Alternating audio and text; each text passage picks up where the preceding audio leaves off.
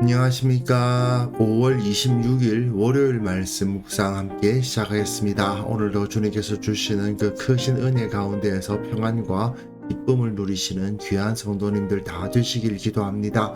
오늘 본문은 창세기 12장 1절에서부터 9절까지 말씀입니다. 그리고 통독하신 말씀은 에스라 1장에서부터 4장까지 말씀입니다.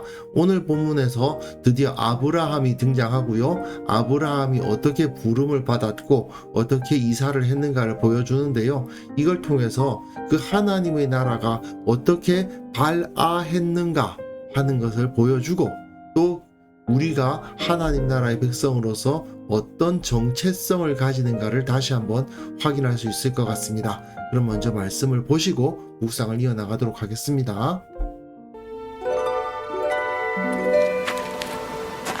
여호와께서 아브라함에게 이르시되 너는 너희 고향과 친척과 아버지의 집을 떠나 내가 네게 보여줄 땅으로 가라. 내가 너로 큰 민족을 이루고 네게 복을 주어 네 이름을 창대하게 하리니 너는 복이 될지라. 너를 축복하는 자에게는 내가 복을 내리고 너를 저주하는 자에게는 내가 저주하리니 땅의 모든 족속이 너로 말미암아 복을 얻을 것이라.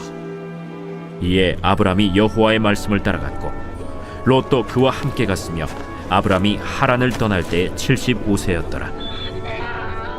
아브라함이 그의 아내 사레와 조카 롯과 하란에서 모은 모든 소유와 얻은 사람들을 이끌고 가나안 땅으로 가려고 떠나서 마침내 가나안 땅에 들어갔더라.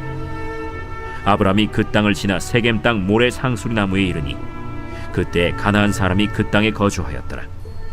여호와께서 아브라함에게 나타나 이르시되 내가 이 땅을 내 자손에게 주리라.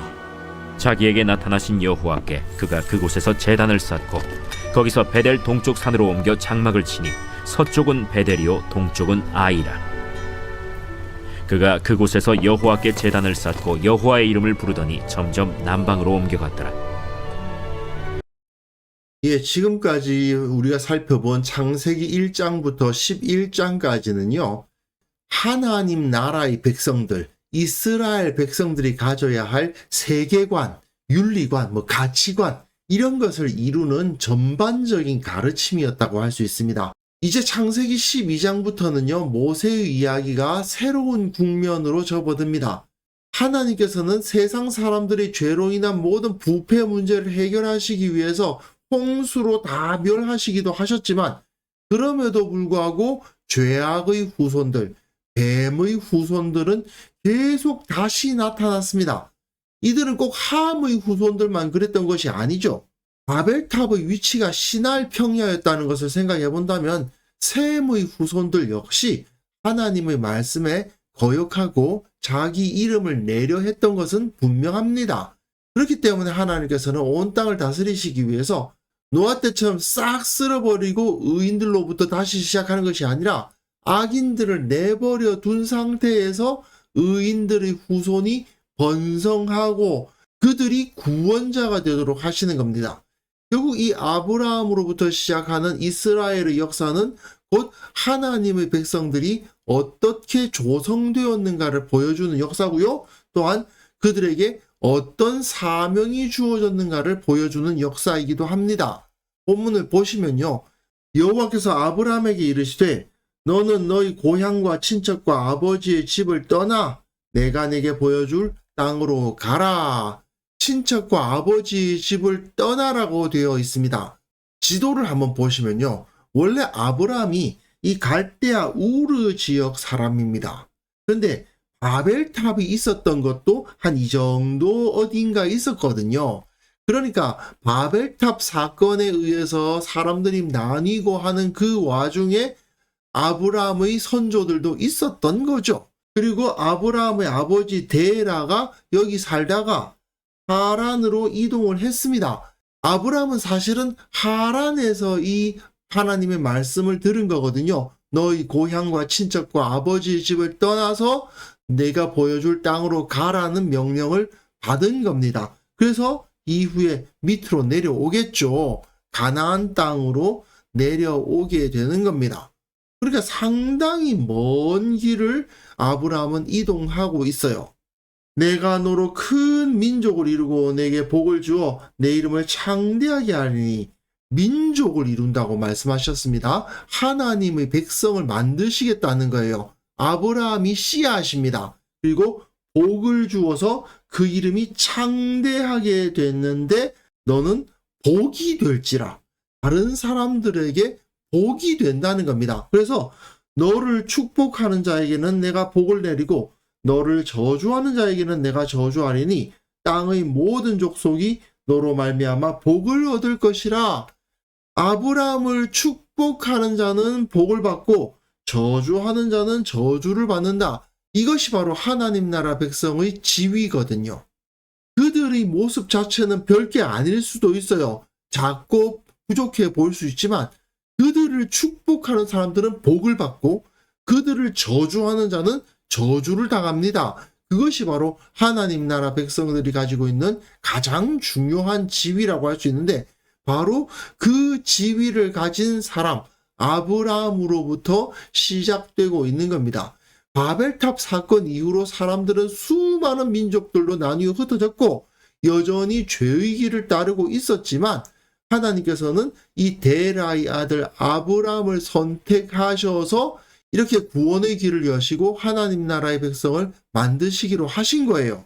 그런데 문제는 인간적으로 봤을 때에는 그다지 적절치 않은 선택입니다. 지난 토요일 날 말씀을 드렸었는데 이 집안이 그렇게 강한 집안이 아니에요. 좀 전에 지도에서 보여드렸습니다만은 갈대아 우르에서 떠나서 하란까지 이동하는 것 자체가 강한 집안이면은 그렇게 하지 않거든요. 약하니까 떠돌아다니는 겁니다. 게다가 그 아버지 때부터 아들이 귀한 집안이에요. 데라는 70세의 아들을 낳았거든요. 게다가 아브라함의 아내 사레는 불임이었습니다. 인간적으로 봤을 때는 전혀 그 일을 할 수 없을 것 같은 사람이 선택됐다는 거예요.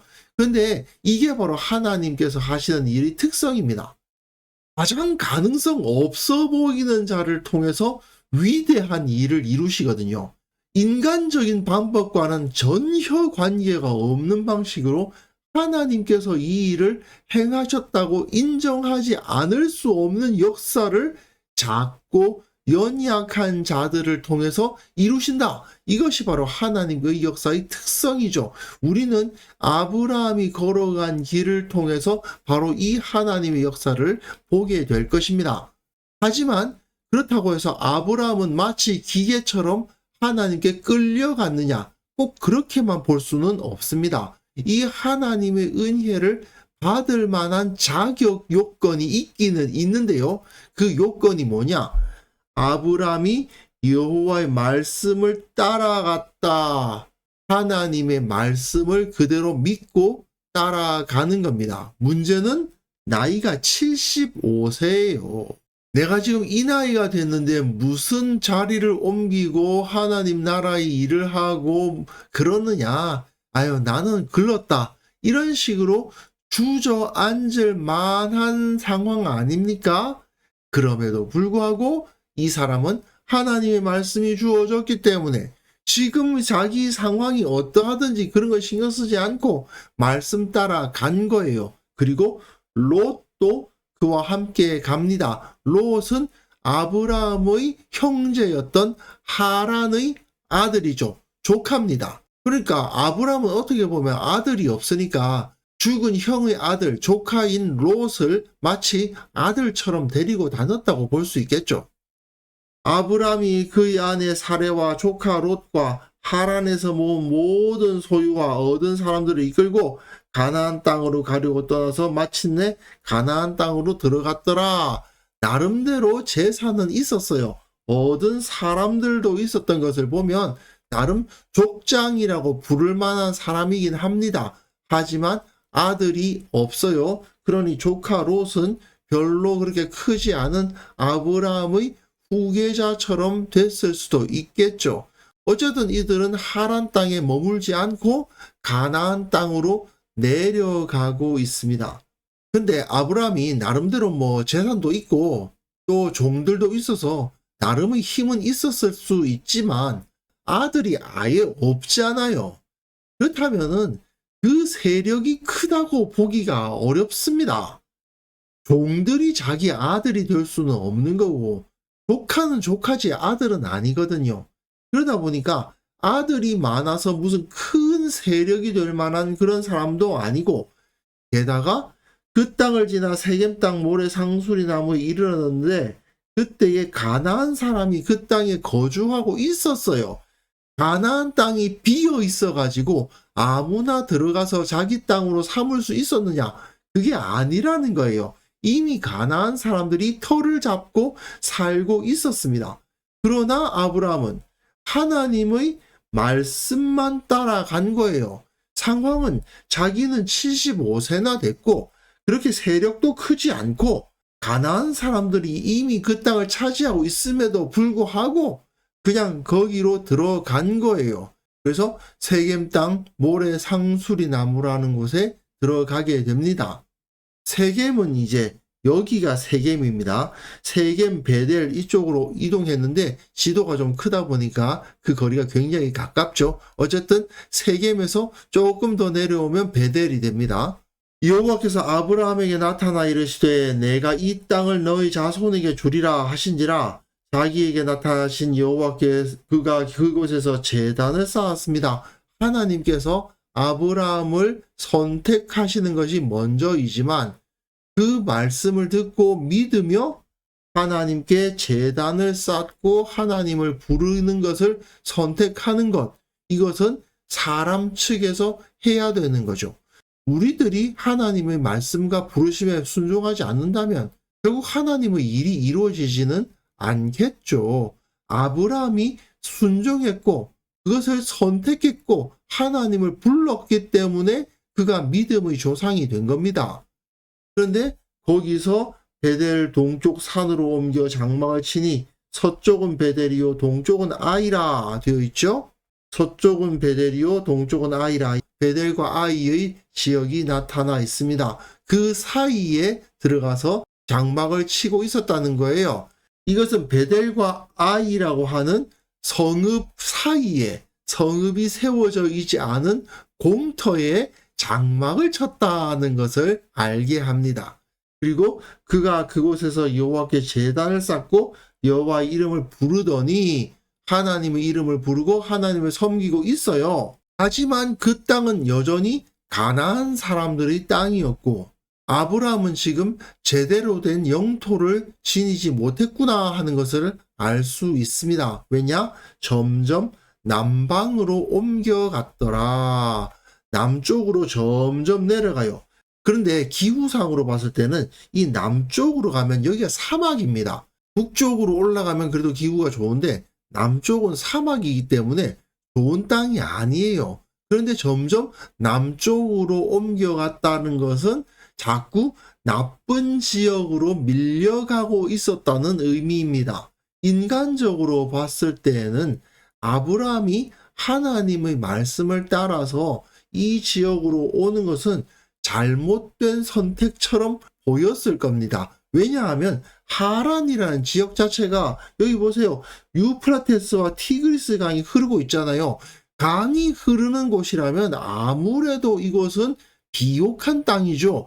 그에 비해서 가나안 땅으로 오지 않습니까? 물론 이 북부는 좀 괜찮은데 남부로 내려오면 사막이니까 이 땅이 좋은 땅일 수가 없는 겁니다. 그냥 하란에 있을 것이지 왜 여기까지 와서 고생을 하나? 그런 소리 들을 만한 선택인 거예요. 하지만 아브라함은 여전히 여호와 하나님께 제단을 쌓고 있었고 하나님을 예배하고 있었습니다. 이거는 또 가나안 족속들로 가득한 그 땅에서 저들과는 다른 신을 섬겼다는 의미 아니겠습니까? 아브라함은 셈족이고 가나안은 함족이란 말이에요. 일단 그 외모도 다르게 생겼을 것이고 당연히 언어도 조금 어려웠을 것이고, 그렇다면 이 당시로서는 그렇게 이방인으로서 살아간다는 것이 매우 생존에 불리합니다. 위험할 수도 있거든요. 게다가 섬기는 신까지 다르면 저들과 섞이기가 어렵습니다. 이 당시에는 종교가 중요하니까 신이 같으면 나름대로의 우호 관계가 생기게 되는데 다른 신 섬기는 사람이란 말이에요. 그러니까 우호 관계를 가질 수도 없죠. 그럼에도 불구하고 아브라함은 하나님의 명령에 순종해서 이 자리에 있었고 점점 남방으로 옮겨가는 어려움을 당함에도 불구하고 여전히 하나님을 섬기고 있었다는 것을 보여줍니다. 결국 이러했기 때문에 아브라함은 믿음의 조상이라 선택을 받을 수 있었던 거죠. 아브라함이 하나님의 부르심을 받고 가나안 땅으로 이동해서 그 안에 정착하려 하는 이 모습을 보면 실로 밭에 겨자씨 하나를 심는 것과 비슷하지 않습니까? 거기에는 가나안 족속들이 가득 차 있다니까요. 함의 족속들이 가득 차 있어요. 근데 거기에 그냥 조그마한 하나님의 말씀을 믿는 한 집안이 침겨져 들어가는 겁니다. 그야말로 작아서 아무런 변화도 느끼지 못할 수준입니다. 하지만 하나님의 나라는 그 작은 씨앗 하나가 싹이 나고 나무처럼 크게 되어서 새들이 깃들이듯이 점점 성장하게 마련이죠. 아브라함이 정말 겨자씨 하나처럼 말씀에 순종해서 모든 것을 다 떠나서 가나안으로 이주했듯이 우리도 나의 사정이나 주위 환경에 매몰되는 것이 아니라 오직 말씀에 순종하는 삶을 선택하면 이 땅에 뿌려진 하나의 겨자씨가 될 수 있습니다. 그리고 우리의 이 작은 순종으로 하나님께서 거대한 변화를 일으키실 겁니다. 이걸 우리가 바라볼 수 있어야 돼요. 이게 바로 믿음이거든요. 아브라함이 바라봤던 하나님의 나라, 우리도 또한 바라보는 거 아닙니까? 모세의 가르침을 듣는 이스라엘 백성들 역시 다 그런 생각을 하고 있는 겁니다. 우리들이 저 땅으로 들어가서 하나님의 나라를 세울 것이다. 비록 우리들이 저 애굽처럼 강력하고 거대한 나라가 아니지만 우리는 비록 작은 민족이지만 그러나 우리를 통해서 하나님께서 그 나라를 세우신다고 약속하셨다. 그렇다면 우리는 그 약속을 믿고 순종한다. 이런 마음을 품고 애굽에서부터 나와서 광야를 통과해서 그 땅으로 들어갈 준비를 하고 있는 거 아니겠어요?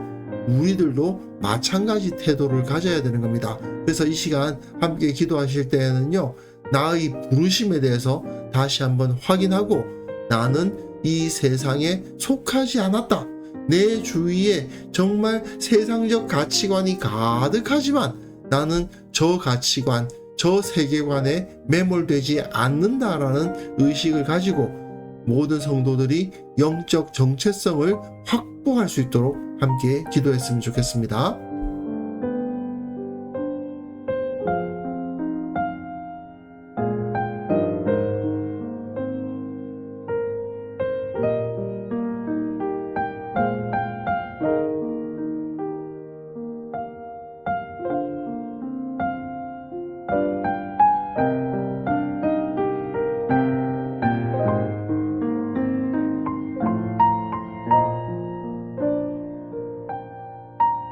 하나님 아버지, 나의 부르심에 대해서, 우리의 부르심에 대해서 다시 한번 기억하게 하여 주옵소서.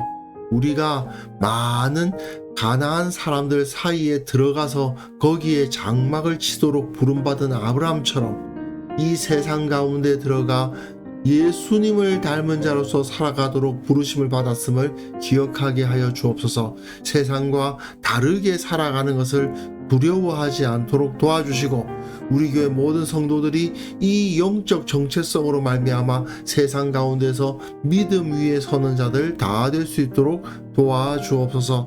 한국 교회를 위해서 기도합니다. 한국 교회가 세상과는 다른 공동체라는 사실을 온전히 나타낼 수 있도록 도와주옵소서. 세상의 소금으로 빛으로 역할을 온전히 감당할 수 있도록 주께서 성령의 능력을 허락하여 주시기를 원하옵고 바랍니다. 아버지 하나님, 오늘 하루 우리가 살아가는 그 모든 시간마다 주님께서 이 마음을 주시고 이 정체성을 잊지 않도록 도와주시고 세상 가운데에서 다른 삶을 살아가기 위해서 다른 선택을 하기 위해서 어떤 것을 해야 될지를 다시 한번 생각해 볼 수 있게 하여 주옵소서. 우리의 마음이 주님의 나라를 향할 수 있도록 도와주시고 우리의 모든 삶과 태도가 예수님을 닮을 수 있도록 오늘 하루 우리와 함께하여 주옵소서. 감사드렸고 예수님의 이름으로 기도합니다. 아멘.